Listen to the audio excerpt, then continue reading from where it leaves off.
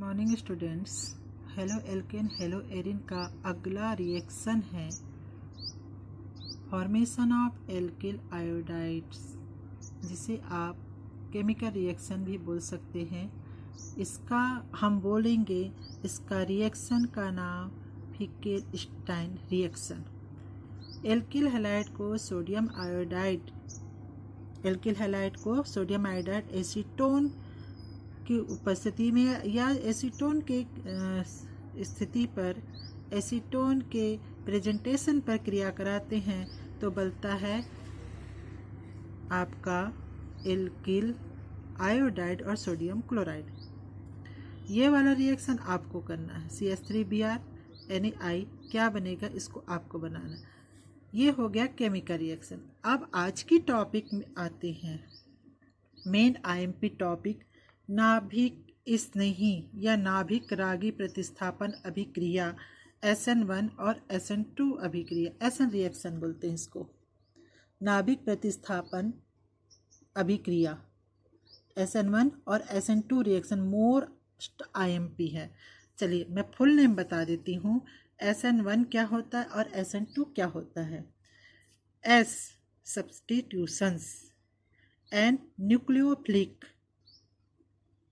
और 2 biomolecular. S substitutions and nucleophilic और 2 biomolecular. Substitutions माने कोई भी एल्किल हैलाइड जो कि क्रियाशील हो, उसको बोलते हैं सब्स्टिट्यूशन, जो भाग लेते हैं। एंड न्यूक्लियोफिलिक का मतलब होता है कोई भी न्यूक्लियोफिलिक मतलब नेगेटिव पार्ट आकर जुड़ना या निकलना, न्यूक्लियोफिलिक रिएक्शन कहलाता है, मतलब नाभिक पर। और 2 मतलब 2 सब्स्टिट्यूशंस। कितने सब्स्टिट्यूशंस? 2 सब्स्टिट्यूशंस माने 2 अभिकर्मक। ठीक है। SN1 रिएक्शन, S माने सब्स्टिट्यूशन, एंड न्यूक्लियोफिलिक, और 1 माने मोनो या यूनि। समझ आया ये? S सब्स्टिट्यूशन एंड न्यूक्लियोफिलिक, और ये 2 द्विआण्विक या बायमॉलिक्यूलर। मतलब आपके कितने ऑर्डर होंगे? 2 ऑर्डर्स होंगे और दोनों क्रियाशील होनी चाहिए। और SN1 में 1 ऑर्डर्स होनी चाहिए। 1 ऑर्डर मैंने 1 अभिकर्मक होना चाहिए। तो सबसे पहले मैं पढ़ा रही हूँ SN2 रिएक्शन, द्विआण्विक नाभिक स्नेही प्रतिस्थापन अभिक्रिया। सब्स्टिट्यूशंस का मतलब होता है प्रतिस्थापन अभिक्रिया। ठीक है। तो हम एल्किल हैलाइड, ये जो है आपका ऐसा अभिकर्मक है जो कि बहुत ज़्यादा क्रियाशील है, अर्थात वाटर है। क्या है ये? वाटर।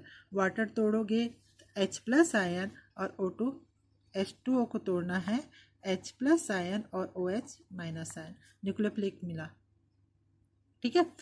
तो SN2 रिएक्शन में होता क्या है? SN2 रिएक्शन में जब आप देखेंगे कि पीछे से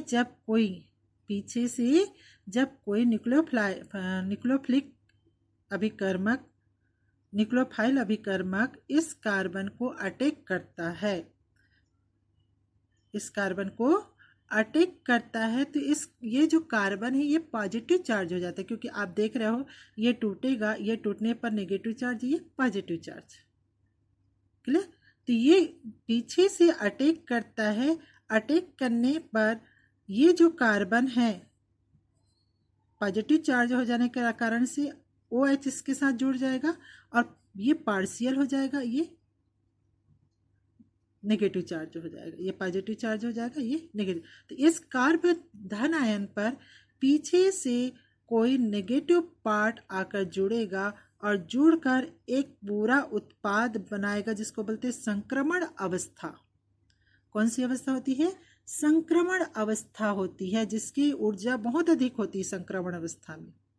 आप लोग पढ़े होंगे ऐसा उत्पाद बीच में, जैसे ग्रिग्नार्ड रिएजेंट जब किसी से रिएक्शन करता है तो ये एक योगात्मक रिएजेंट बनाता है, एक योगात्मक पदार्थ बनाता है, यौगिक बनाता है, तो वही ये है, इसकी ऊर्जा बहुत अधिक होती है। ये रिएक्शन जो होती है बहुत फास्ट होती है।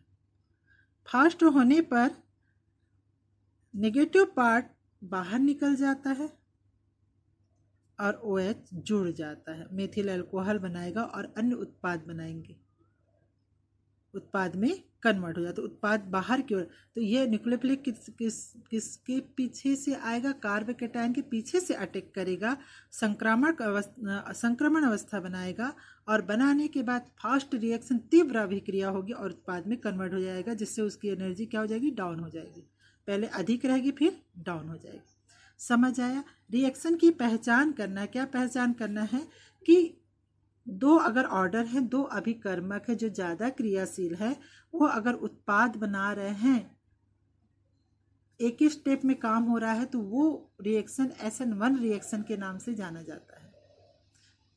कौन से रिएक्शन से, SN1 रिएक्शन। तो दो पहचानने की क्रियाविधि, दो अभिकारक जो है, जो क्रियाशील है, उसमें न्यूक्लियोफिलिक आकर जुड़ रहा है, कार्बोकेटायन बना रहा है और आकर जुड़ने के बाद संक्रमण अवस्था अर्थात एक योगात्मक यौगिक बना रहा है, फिर वह उत्पाद में कन्वर्ट हो रहा है, एक ही रिएक्शन हो रहा है।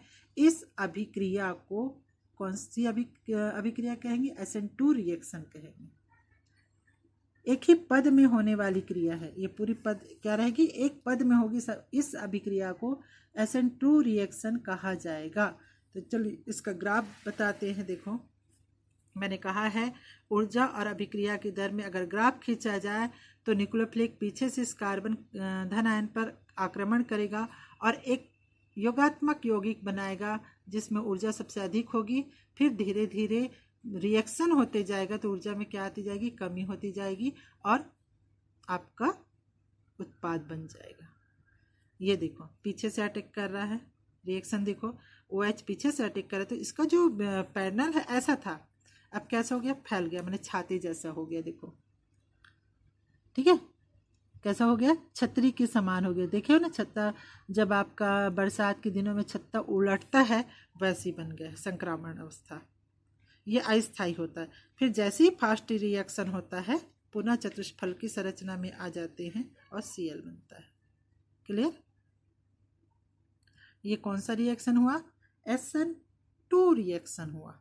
तो अगर हम क्रियाविधि को देखें कि कौन कौन से हैलाइड,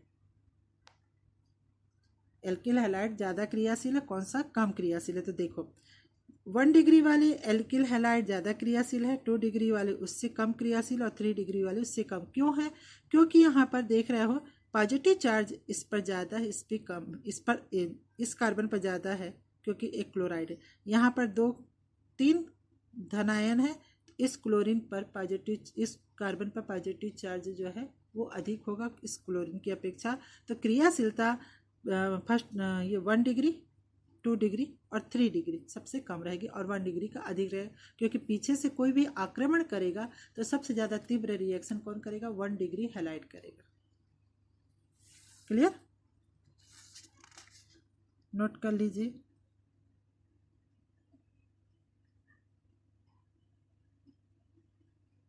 यहाँ पर अगर रेट निकाले, rate of reaction, rate of दर, तो आपको CH3OH, ये आपका वाटर है, CH3OH है, ये रेट निकला। तो सबसे पहले रेट बढ़ेगा, फिर उसके बाद क्या होते जाएगा, कम होते जाएगा।